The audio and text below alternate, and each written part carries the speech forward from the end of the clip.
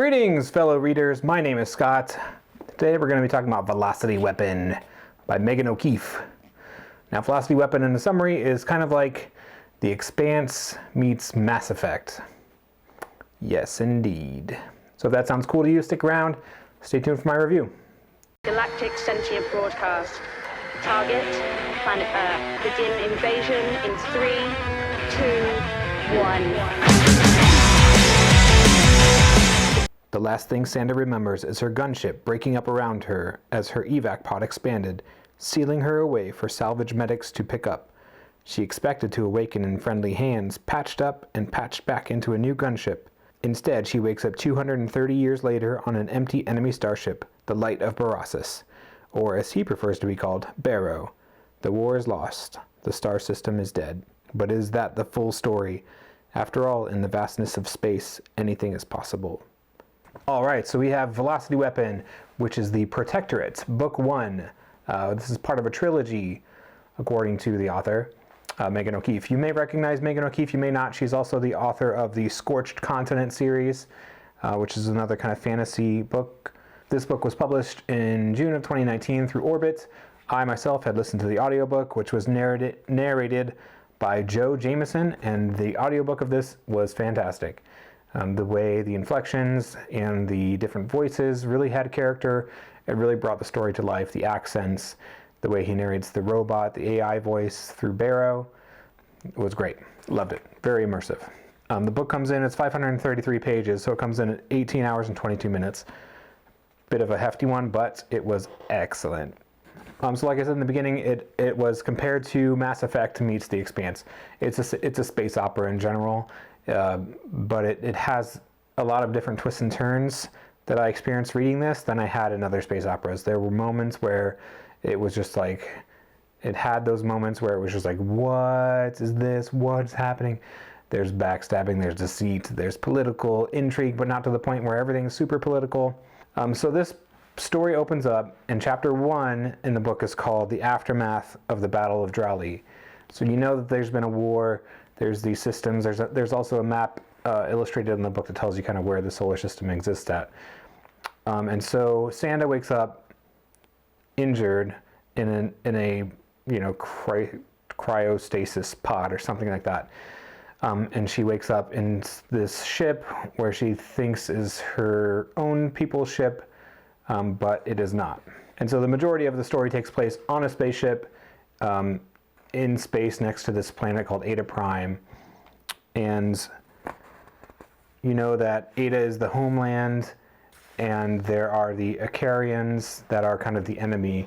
If the Eta Prime people don't give them the technology to create these kind of warp gates. And so the science in the book isn't too far-fetched. I mean, if you've played video games, if you know what a warp gate is, they kind of explain it, how it works, but it's not too crazy where it goes into the in-depth calculations of how it's formed. It's just a circle of things. It's a warp gate. It gets you in one side and out the other, like a portal. I mean, if that's too sciencey for you, then why are you watching any of these videos? But if you like, it gets into that part. It talks a little bit about faster than light travel, but not too heavy. It really stays on the character-driven stories rather than the hard sci-fi nonsense, and that's what I really like. The characters in the story are really great. So there's Sanda, who's kind of the isolated main character. She's trying to figure out how to find her way back home. Sanda's brother is Biren, and Biren's searching for her. He kind of has the hunch that Sanda's still out there, that she wasn't really killed in the battle, even though her spaceship maybe had exploded or whatnot. So Biren is working to uncover things that he's found to persuade the government to go after and try to find his sister.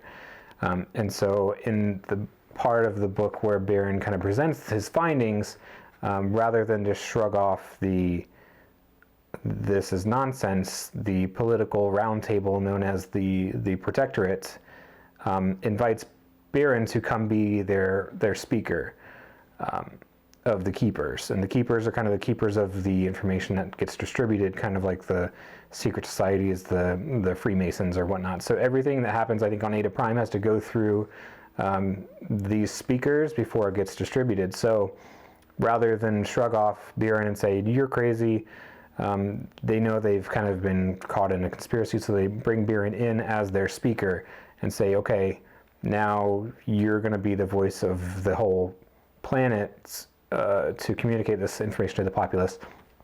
And so, but because you're in this role now, you have to do what we tell you to do, and you have to say what we tell you to say. But Buren kind of uses his influence to kind of still tactfully go on a secret search mission to find his sister. And most of it takes place inside the Light of Berossus, the spaceship that Sanda's trapped in, which is a kind of coming-of-age AI who likes to be called Barrow. So in people terms, Barrow is kind of like an adolescence, where it was an enemy ship, and the enemy wasn't very kind to Barrow, and they making him do things that he and his AI brain kind of didn't want to do. And so when Sanda wakes up on Barrow, it's empty, and the crew is all gone. And so she has to kind of finagle information out of this AI ship to figure out where she is and how to get back home, and what systems they can go to find help, and so on and so forth. Now, while all this takes place, there's a side character named Jules, who is kind of a smuggler / thief, and her story kind of adds a little break into the sci-fi stuff, and you get another kind of novella, essentially, intertwined here about Jules, who's kind of doing some thievery with some not-so-savory folk, stealing vials of mystery fluids and selling them to the highest bidder and things like that. But at the very end, there's a moment in the book, and with interviews of the author that I listened to, there's a blink and you miss it kind of piece that happens at the very end, or towards the end, where Jules' storyline really kind of hits where Buren and Sanda's storyline is as well. And the characters that are involved on each side of this spectrum kind of now is intertwined, and she said she'll explore those more in the further books. But that was really a piece that I liked, is where you're not quite sure, you're still kind of asking questions about who this character is, what their motives are, but you're still also intrigued in the main character storyline, and there was a good balance of all that. There was also a lot of uncoverings and pulling the rug out from under your feet moments in the book, as well as kind of backstabbing and things, but it never let on that you never knew more kind of than the main character, so you were kind of following their progression along the path, and the massive reveals were revealed to you as well as the main character, so you were kind of living it with them. You weren't somebody who was playing a role where you knew what was happening, and you're like, are they going to figure it out? It's like you didn't know either. So I like those moments where the author springs that on you, where you're discovering something new as well as the main character. That was really something I liked a lot about this book.